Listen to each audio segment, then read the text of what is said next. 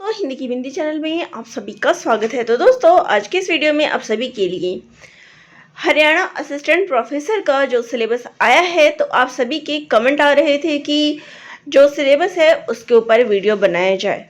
तो यहाँ मैं आज उसी के ऊपर जो है वीडियो बना रही हूँ। आप देख सकते हैं syllabus for the recruitment test for the post of assistant professor college कार्ड in the subject of Hindi. ठीक है, तो यहाँ पर ये दिया गया है। तो देखिए, हालांकि कुछ लोगों का कहना है कि ये ओल्ड सिलेबस है, जहाँ तक मुझे जानकारी प्राप्त हुई है। तो यहाँ मैं पहले ही वीडियो से पहले ही ये चीज़ क्लियर कर दूँ ताकि आप सभी के ऐसे वैसे कमेंट ना आए। तो मैं स्टार्टिंग में ही आपको ये बता दूँ कि मान लीजिए ये आपका ओल्ड ही सिलेबस है, तो सिलेबस तो आपका हिंदी का ही है और इससे बहुत ज़्यादा अंतर जो है आपको नहीं देखने को मिलेगा। अगर आपका नया सिलेबस भी जारी किया जाता है तो इसमें आपको ज़्यादा अंतर नहीं देखने को मिलेगा, क्योंकि हिंदी साहित्य में पूछी वही चीज़ें जाती है। तो चाहे आप किसी भी परीक्षा की तैयारी करेंगे हिंदी साहित्य की, तो सिलेबस आपका ऑलमोस्ट क्या है, सेम ही रहता है। वही कुछ चीज़ें जो है आपको पूछी जाती है। भाषा से संबंधित प्रश्न हो गया, आदिकाल, भक्तिकाल, रीतिकाल, इन्हीं सब पर आधारित जो है आपके प्रश्न पूछे जाते हैं। तो ये वही सिलेबस है। अगर सिलेबस चेंज भी होता है तो ज़्यादा अंतर नहीं आएगा। हालांकि ये मैंने वेबसाइट से ही डाउनलोड किया है, जो HPSC का है, हरियाणा का जो वेबसाइट है उसी से डाउनलोड किया है। तो आप सभी के सामने वो सिलेबस मैं दिखा रही हूँ। और अगर चेंजेस आते हैं, अभी तक तो मुझे कोई अपडेट नहीं मिली है सिलेबस को लेके, लेकिन अगर कोई अपडेट आता है तो मैं आप सभी को ज़रूर बताऊँगी। और क्योंकि अभी नहीं आया है तो हम इसी सिलेबस को आधार मान के अपनी तैयारी जो है शुरू कर सकते हैं, जो भी इसकी तैयारी करना चाहते हैं। तो चलिए मैं सिलेबस के बारे में जानकारी दे दूं कि आपको यहाँ क्या पढ़ना है। तो यहाँ मैं आपको हिंदी विषय के सिलेबस को बता रही हूँ। तो इसमें पहला जो पार्ट आता है वो है हिंदी भाषा और उसका विकास, जिसमें आपको अपभ्रंश और पुरानी हिंदी का संबंध क्या है, काव्य भाषा के रूप में अवधि का उदय और विकास, काव्य भाषा के रूप में ब्रज भाषा का उदय और विकास, साहित्यिक हिंदी के रूप में खड़ी बोली का उदय और विकास, मानक हिंदी का भाषा वैज्ञानिक विवरण, हिंदी की बोलियां। तो आपको हिंदी की बोलियां बताना है, वर्गीकरण तथा क्षेत्र, नागरी लिपि का विकास और उसका मानकीकरण, हिंदी भाषा प्रयोग के विविध रूप, बोली, मानक भाषा, संपर्क भाषा, राजभाषा और राष्ट्रभाषा, संचार माध्यम और हिंदी। तो ये सभी आपको भाषा के अंतर्गत पढ़ना है। बात कर लेते हैं हिंदी साहित्य का इतिहास से क्या क्या चीज़ें पढ़नी है। तो सबसे पहले हिंदी साहित्य का इतिहास दर्शन, इतिहास लेखन की पद्धतियाँ, इतिहास के प्रमुख ग्रंथ, इतिहास के प्रमुख साहित्य केंद्र, संस्थाएं एवं पत्र पत्रिकाएं, हिंदी साहित्य के इतिहास का काल विभाजन और नामकरण। फिर बात करते हैं आदिकाल की। तो आदिकाल का जो है आरंभ, हिंदी साहित्य का आरंभ कब और कैसे हुआ, रासो साहित्य, आदिकालीन जैन साहित्य, सिद्ध और नाथ साहित्य, अमीर खुसरो की हिंदी कविता, विद्यापति और उनकी पदावली, आरंभिक गद्य और लौकिक साहित्य। ये आपको आदिकाल के अंतर्गत पढ़ना है। फिर बात करते हैं मध्यकाल यानी कि भक्तिकाल की।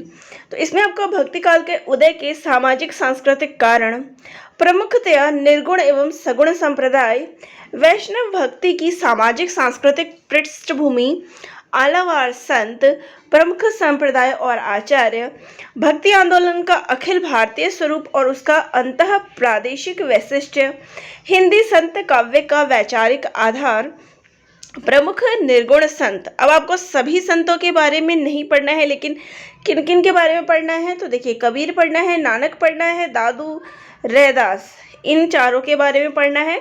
फिर संत काव्य की प्रमुख विशेषताएं क्या है, भारतीय धर्म साधना में संत कवियों का स्थान, कबीर की भक्ति भावना, समाज दर्शन, विद्रोह भावना, काव्य कला, ये सभी पढ़ना है। फिर हिंदी सूफी काव्य का वैचारिक आधार, हिंदी के प्रमुख सूफी कवि और काव्य, जिसके अंतर्गत आपको मुल्ला दाऊद, चंदायन, कुतुबन, मृगावती, मंझन, मधुमालती, मलिक मोहम्मद जायसी का पद्मावत, इन सभी को पढ़ना है। ठीक है, इनकी डिटेल्स जो है थोड़ी बहुत आप जान लें कि इनके बारे में क्या चीज़ें हैं।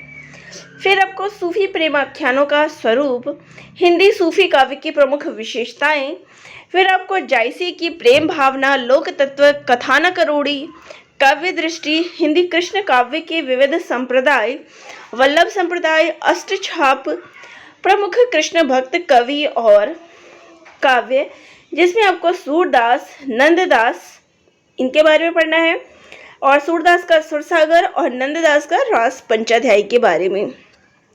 फिर भ्रमर गीत परंपरा के बारे में, फिर गीति परंपरा और हिंदी कृष्ण काव्य, मीरा और रसखान के बारे में, फिर सूरदास की भक्ति भावना, वात्सल्य वर्णन, हिंदी राम काव्य के विविध संप्रदाय, राम भक्ति शाखा के कवि और काव्य, तुलसीदास की प्रमुख कृतियां, काव्य रूप और उनका महत्व, तुलसीदास की भक्ति भावना, सामाजिक सांस्कृतिक दृष्टि, लोक मंगल और उनकी काव्य दृष्टि के बारे में पढ़ना है। चलिए अब बात कर लेते हैं रीतिकाल की।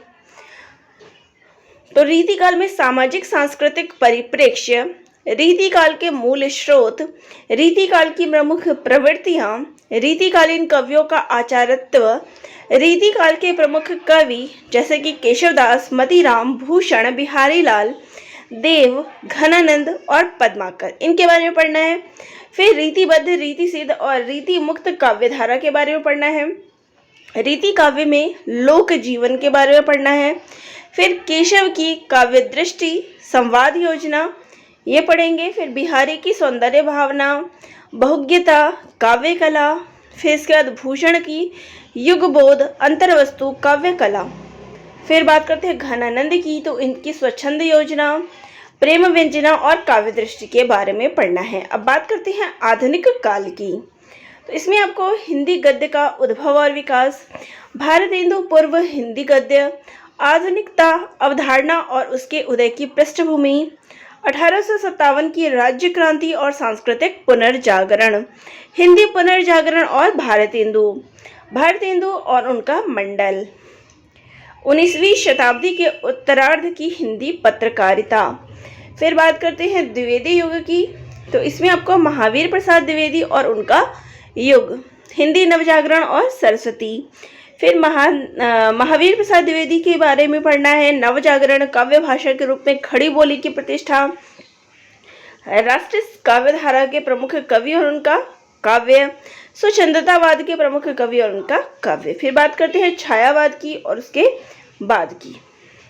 तो छायावाद सामाजिक सांस्कृतिक दृष्टि, वैचारिक पृष्ठभूमि, स्वाधीनता की चेतना, छायावादी काव्य की प्रमुख विशेषताएं, छायावाद के प्रमुख कवि जिसमें प्रसाद जी का आपको जीवन दर्शन और सौंदर्य चेतना पढ़ना है, निराला जी का सामाजिक सांस्कृतिक दृष्टि, प्रगति चेतना, मुक्त छंद। फिर उसके बाद पंत का प्रकृति चित्रण, काव्य यात्रा और काव्य भाषा पढ़ना है। वहीं पे महादेवी वर्मा जी के बारे में वेदना तत्व, प्रगीत और प्रतीक योजना के बारे में पढ़ना है। फिर राष्ट्रीय काव्यधारा पढ़ना है, प्रगतिवादी काव्य और इसके प्रमुख कवि, प्रयोगवाद, व्यष्टि चेतना, फिर अज्ञेय की प्रयोग धर्मिता और काव्य भाषा, प्रयोगवाद और नई कविता।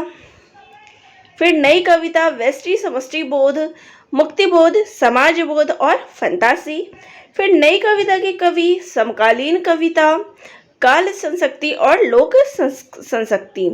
फिर रघुवीर सहाय के बारे में उनकी राजनीतिक चेतना, काव्य भाषा के बारे में पढ़ना है। फिर कुंवर नारायण का मिथकी चेतना, काव्य दृष्टि और समकालीन साहित्यिक पत्रिका के बारे में पढ़ना है। फिर बात करते हैं हिंदी साहित्य की गद्य विधाओं के बारे में। इसमें सबसे पहले बात करेंगे हिंदी उपन्यास की। तो प्रेमचंद पूर्व हिंदी उपन्यास, परीक्षा गुरु, चंद्रकांता जिसमें आपको वस्तु और शिल्प के बारे में पढ़ना है। फिर प्रेमचंद युगीन उपन्यास जिसमें आपको गोदान, मुख्य पात्र, यथार्थ और आदर्शवाद, वस्तु शिल्प वैशिष्ट इनके बारे में पढ़ना है। फिर बात करेंगे प्रेमचंदोत्तर उपन्यास जिसमें आपको शेखर एक जीवनी, वस्तु शिल्पगत वैशिष्ट, फिर मैला आंचल, शिल्प और आंचलिकता, बाणभट्ट की आत्मकथा, इतिहास और संस्कृति चेतना, भाषा शिल्प वैशिष्ट के बारे में पढ़ना है। फिर बात करते हैं प्रेमचंद के परवर्ती उपन्यासकार जिसमें आपको जैनेन्द्र, यशपाल, अमृतलाल नागर, फणीश्वरनाथ रेणु, भीष्म साहनी, कृष्णा सोबती, निर्मल वर्मा, नरेश मेहता, श्रीलाल शुक्ल, राहिम सुम्रजा, रंगे राघव तथा मन्नू भंडारी के बारे में पढ़ना है। फिर आते हैं हिंदी कहानी पर। तो इसमें आपको 20वीं सदी की हिंदी कहानी और प्रमुख कहानी आंदोलन के बारे में पढ़ना है। फिर कहानी और प्रमुख कहानीकार के बारे में, जिसमें आपको प्रेमचंद और प्रसाद की कहानी कला, प्रेमचंदोत्तर हिंदी कहानी और नई कहानी, संवेदना और शिल्प के बारे में पढ़ना है। फिर बात करते हैं हिंदी नाटक के बारे में। तो इसमें आपको हिंदी नाटक और रंगमंच के बारे में, हिंदी नाटक और भारतेंदु, जिसमें आपको भारत दुर्दशा और अंधेड़ नगरी यथार्थ बोध के बारे में पढ़ना है। फिर प्रसाद के नाटकों की बात करें तो इसमें आपको चंद्रगुप्त, ध्रुव स्वामिनी के बारे में पढ़ना है, जिसमें आपको राष्ट्रीय और सांस्कृतिक चेतना और नाट्य शिल्प के बारे में पढ़ना है। फिर बात करते हैं प्रसादोत्तर नाटक की, जिसमें आपको अंधा युग और आधे अधूरे, आधुनिकता बोध, प्रयोगधर्मिता और नाट्य शिल्प, नाट्य भाषा के बारे में पढ़ना है। फिर हिंदी एकांकी के बारे में आप पढ़ेंगे। फिर आते हैं निबंध पर। तो हिंदी निबंध के प्रकार और प्रमुख निबंधकार के बारे में पढ़ना है, जिसमें आपको बालकृष्ण भट्ट और रामचंद्र शुक्ल जी का टिप्पणी पढ़ना है। अंतर्वस्तु और शिल्प, शुक्लोत्तर निबंध और निबंधकार में आपको हजारी प्रसाद द्विवेदी, कुबेरनाथ राय, विद्यानिवास मिश्र, हरिशंकर परसाई, संस्कृति बोध, लोक संस्कृति के बारे में पढ़ना है। यानी अभी आपको जो है सब कुछ नहीं पढ़ना है, जिनके बारे में दिया गया है केवल उन्हीं के बारे में पढ़ना है। फिर बात करते हैं हिंदी आलोचना की। तो इसमें आपको हिंदी आलोचना का विकास और प्रमुख आलोचक के बारे में पढ़ना है, जिसमें आपको रामचंद्र शुक्ल, नंद दुलारी वाजपेयी, हजारी प्रसाद द्विवेदी, रामविलास शर्मा, डॉक्टर नगेंद्र, नामवर सिंह और विजय देव नारायण शाही के बारे में पढ़ना है। फिर इसके बाद बात करते हैं हिंदी की अन्य गद्य विधाओं के बारे में, जिसमें आपको रेखा चित्र, संस्मरण, यात्रा साहित्य, आत्मकथा, जीवनी और रिपोर्टाज के बारे में पढ़ना है। फिर यहाँ तक तो हमने गद्य साहित्य के बारे में पढ़ा। फिर बात करते हैं काव्य शास्त्र और आलोचना में आपको क्या पढ़ना है। तो हिंदी काव्य शास्त्र का इतिहास, काव्य हेतु और काव्य प्रयोजन, प्रमुख सिद्धांत जैसे कि रस, अलंकार, रीति, ध्वनि, वक्रोक्ति और औचित्य परिचय जो है इसके बारे में पढ़ना है। फिर भरत मुनि का रस सूत्र और उसके प्रमुख व्याख्याकार, रस के अवयव, रस निष्पत्ति और साधारणीकरण के बारे में पढ़ना है। फिर रीति, गुण और दोष के बारे में पढ़ना है। फिर शब्द शक्तियाँ और ध्वनि का स्वरूप। फिर अलंकार की बात करें तो इसमें आपको यमक, श्लेष, वक्रोक्ति, उपमा, रूपक, उत्प्रेक्षा, संदेह, भ्रांतिमान, अतिशयोक्ति, अन्योक्ति, समासोक्ति, अत्युक्ति, विशेषोक्ति, दृष्टांत, उदाहरण, प्रतिवस्तुपा, निर्दर्शना, अर्थान्यास, विभावना, असंगति तथा विरोधाभास के बारे में पढ़ना है। इसके बाद बात करें तो प्लेटो और अरस्तु का अनुकरण सिद्धांत तथा अरस्तु का विरेचन सिद्धांत के बारे में पढ़ना है। फिर लॉन्जाइनस की बात करें तो काव्य में उदात्त तत्व इनका पढ़ना है। फिर क्रोचे का अभिव्यंजनावाद, आई रिचर्ड्स का संप्रेषण सिद्धांत आपको पढ़ना है। इसके बाद बात करें तो स्वच्छंदतावाद, यथार्थवाद, संरचनावाद, उत्तर संरचनावाद, मार्क्सवाद, मनोविश्लेषणवाद, अस्तित्ववाद और उत्तर आधुनिकता के बारे में आपको पढ़ना है।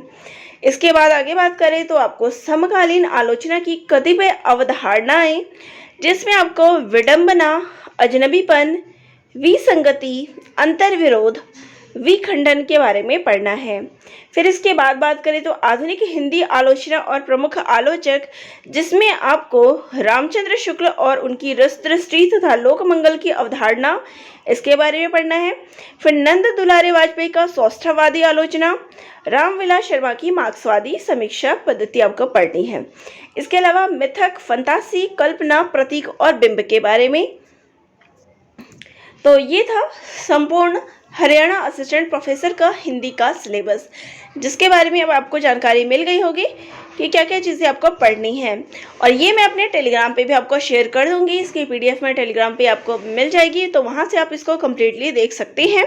और वीडियो अच्छी लगी तो चैनल को लाइक, शेयर और सब्सक्राइब करिएगा। अभी कोई डाउट मन में हो तो कमेंट ज़रूर करिएगा। धन्यवाद।